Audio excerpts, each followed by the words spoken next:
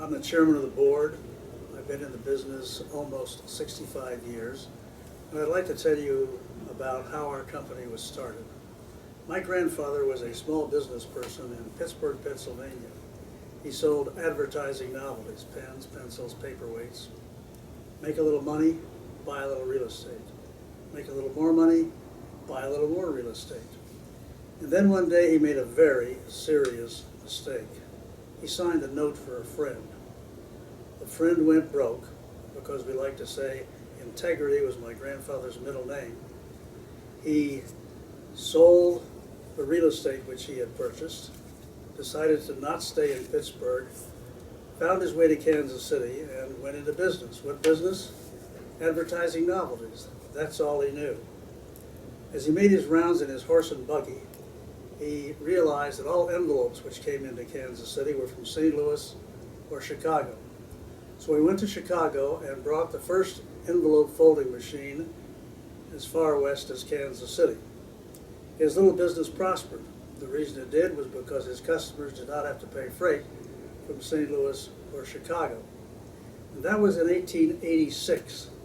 In 1886, he began selling printing and envelopes.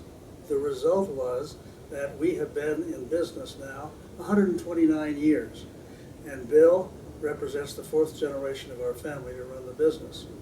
One more interesting factor.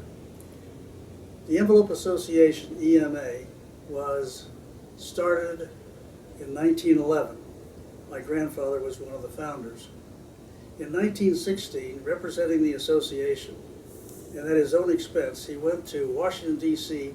to meet with the head of the Postal Department and the U.S. Printing Department.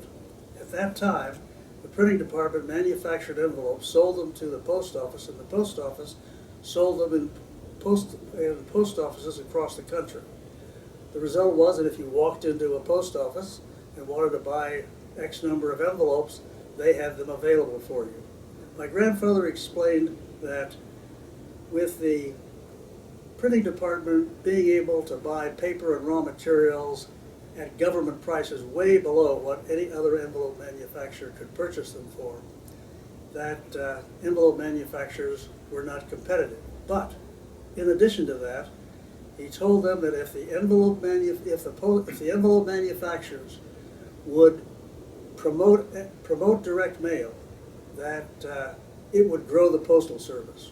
He was persuasive enough that the two men agreed, and the result was that they stopped manufacturing and selling envelopes.